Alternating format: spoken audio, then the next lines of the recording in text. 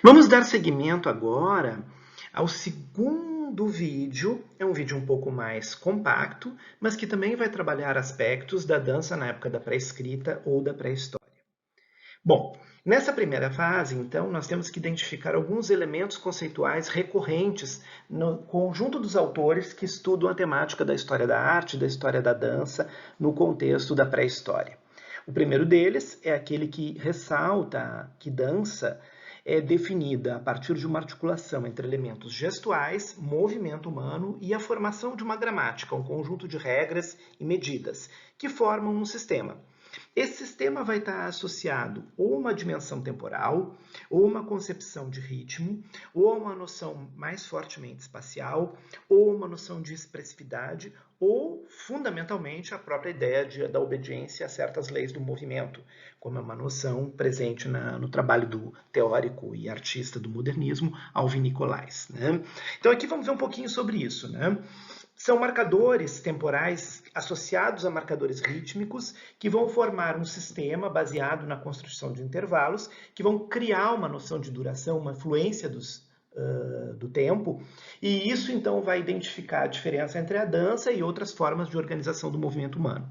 Mas também pode ser a formação de um padrão interno rítmico que produz uma movimentação, como também pode ser o desenvolvimento de um senso plástico espacial, né? Relacionando o movimento e o gesto a elementos das artes, né? Espaciais, das artes plásticas, das artes gráficas. Né? E há também autores que ressaltam a importância da noção de expressividade, da maneira como a gente presentifica, apresenta e também, alguns dizem, representam sensações, percepções, afetos, emoções e sentimentos. Né? A noção de gravidade também vai ser bastante importante na definição do campo de estudos da dança, do que é um fenômeno de dança, como vimos no trabalho do Kurt Sachs, né, na sua História Universal da Dança, né, mas também nas abordagens mais modernas, como a de Susanne Langer, por exemplo, né, que também é uma autora que irá ressaltar, né, que a definição da dança deve estar agregada a um tema que é a função do desenvolvimento biológico da dança, né? Ou seja, aquela ideia de uma estética bastante sensorial. Né? Essa formalização vai apresentar fortes marcas da relação da dança com o simbolismo religioso e o desenvolvimento de simbolismos artísticos. Né? Então, nós vimos, né, nos slides anteriores como essa articulação entre rito, mito, elementos mágico-religiosos, ou somente mágicos, ou somente religiosos e cerimoniais, estão presentes fortemente em todas as abordagens que tratam de temas do Paleolítico, do Mesolítico, do Neolítico ou da Idade dos Metais. Né? Na Idade dos Metais ainda, muitos autores ressaltam que esse é o período central da passagem do mitós, né, e da relação do rito com o mitós, ao desenvolvimento de uma estrutura dramática, ou seja, o processo crescente de espetacularização das artes, né, ligado também ao desenvolvimento das civilizações e como as artes então vão se especializando e vão se separando dos outros processos das danças hieráticas, religiosas, das danças cultuais de caráter popular, né, e pagãs, né, e a arte propriamente dita na formação do tripé, né, na formação do próprio Dhamma. Né. É importante, então, sempre ressaltar como elementos dinâmicos, né, e articulados entre mito e rito são fundamentais no desenvolvimento de um conceito de dança para esse período. Né? Bom, vimos então basicamente que no Paleolítico, especialmente no Paleolítico Superior, nós vamos ter uma forte presença da articulação entre ação e representação, né? Então o gesto e o movimento, né? E a maneira como eles são representados nos desenhos parietais, né? Uma forte presença das figuras animais, ressaltamos isso em todos os momentos, né? E uma articulação disso com uma concepção de práticas sociais e a maneira como elas são comunicadas, relatadas, registradas, né? Explorando também aspectos, né, do mundo mágico, como a força que ela pode conduzir. Né? Então, ressaltando a função ritual. Né?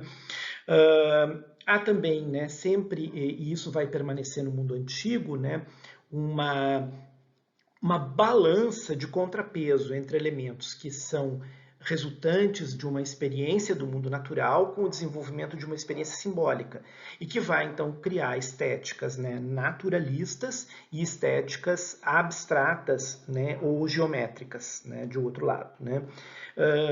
Mais posteriormente, já nas civilizações mais desenvolvidas, a gente vai poder falar então não só de naturalismo, mas de um realismo exacerbado, né, quando há uma maior complexidade na representação realista, né.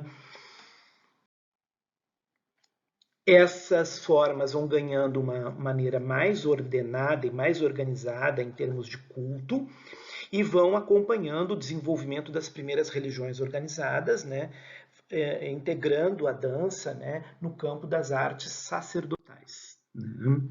Sachs, né, vai ressaltar muito esse aspecto biológico, a função animal, né, que também a gente viu, né, em aspectos biológicos ali na abordagem da Suzanne Langer, mas também na arqueologia, na paleontologia e na antropologia do Leroy Gourhan. Né. Mas também é muito interessante observarmos em obras bem posteriores, né, quando Gilles Deleuze faz uma análise, né, das atividades rituais de ordem biológica e ele também faz uma análise do comportamento, ou seja, da etologia, né, do comportamento dos animais, né, como atividades rituais de ordem biológica. Então, lá nas obras, né, da temática da cosmose, né, nos volumes, né, e também no que é filosofia, o Deleuze vai explorar bastante isso numa abordagem bem contemporânea. Né? Uma coisa que vai avançando com o correr do tempo é a exploração, né, e a complexificação da atividade que era vinculada à ideia da morte a cultos funerários propriamente dito e danças da morte. Essas danças da morte que vêm aqui já do período chamado pré-histórico, elas vão ter segmento durante toda a antiguidade, vão ter um papel, né, fundamental também na Idade Média, como a gente vai ver posteriormente. Né? Então entendemos que há um avanço, né, no desenvolvimento de atitudes cada vez mais cerimonializadas e, com isso, um processo de complexificação da ornamentação, o que significa, né, que os gestos vão ficando cada vez mais elaborados, né, e que há um fracionamento da movimentação em gestos, né, numa gramática gestual bastante rigorosa, principalmente quando a gente fala de danças sagradas e de danças hieráticas, ou seja, há uma complexificação do sistema gestual e dos movimentos, o que se assemelha muito ao que ocorre nas demais artes, né, a partir da Idade do Bronze e do desenvolvimento das grandes civilizações antigas. Né? Bom, sempre temos que recorrer a uma importância, né, dos temas do animismo, do fetichismo e do totemismo, né, que são abordados por diferentes teóricos, né, em diferentes concepções. Essa é uma temática bastante complexa, né, que ganha muita notoriedade, né, na antropologia da arte. Né, nós vamos ver isso também em outras análises, quando se trata de análise sobre sistemas socioculturais, né? Mas aqui também é bastante importante recorrer a essa abordagem. Né?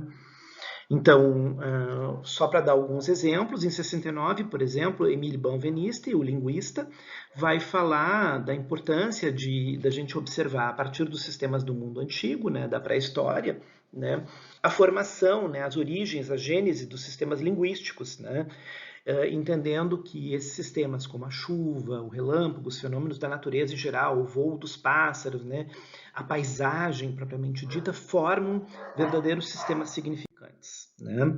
Em 82, na psicanálise, né, Françoise Doutor vai fazer um seminário forte sobre o tema do totemismo, né, vinculando-se, né, a uma releitura do Freud, pensando também o tema da identificação com os animais. Né? Então, um seminário que ela desenvolve sobre a psicanálise de crianças, né, vai explorar bastante essa relação simbólica com os animais selvagens e com os animais domésticos, com os animais fóbicos, provocadores de medo, e os animais que são incorporados, né, são devorados totemicamente e são domesticados. Né? É importante ressaltar aí a ecologia, né, a antropologia ecológica, que permite a integração, né, e a complexidade da relação dos animais com o sistema simbólico. Né? Qual é a ecologia política, qual é a cosmopolítica que está envolvida aqui. Né? Também podemos ressaltar um trabalho mais recente de Monique Davy Menard, A Vontade das Coisas, o Animismo e os Objetos, né? Aqui, a Monique Davy Menard faz uma linha de continuidade desse sistema animista que vem da pré-história, né, e que atravessa toda a formação do mundo ocidental, da pré-escrita até os dias atuais, né?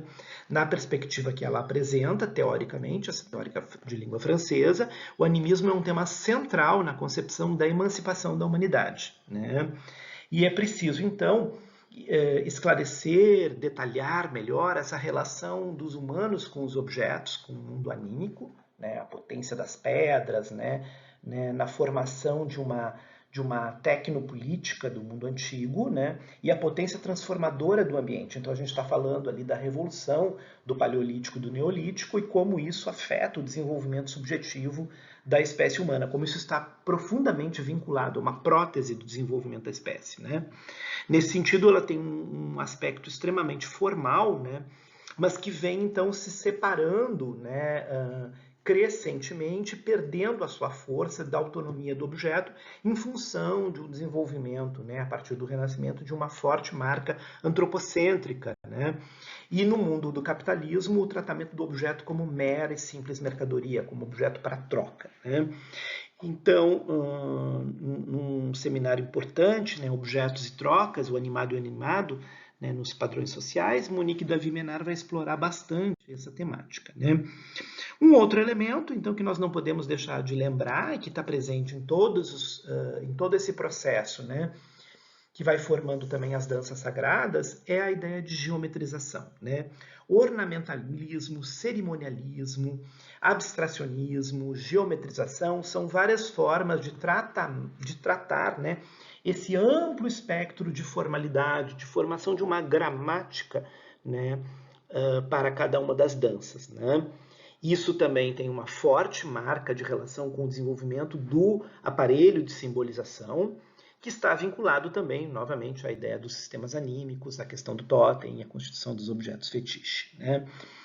Como elementos zoomórficos, que são ligados à ideia do naturalismo, vão se combinar com elementos geométricos, né? Então, e também como isso também vai formar, posteriormente, um realismo radical bastante sofisticado, né? Então, a substituição do naturalismo pelo abstracionismo formal e matemático, e depois a formação de um realismo, né, mais complexo numa nova instância em relação ao naturalismo, né? É importante observar que essas temáticas não percorrem apenas, né, a organização e a teorização do mundo chamado da pré-escrita ou da pré-história. Mas existem estudos feitos entre as populações bambaras e os dogons da África, entre aborígenes australianos, né, nos povos da Melanésia, nos maores da Nova Zelândia, né, nas ilhas da Polinésia, onde a gente vai também observar de formas diferentes esses processos, né, que configuram a ideia de geometria.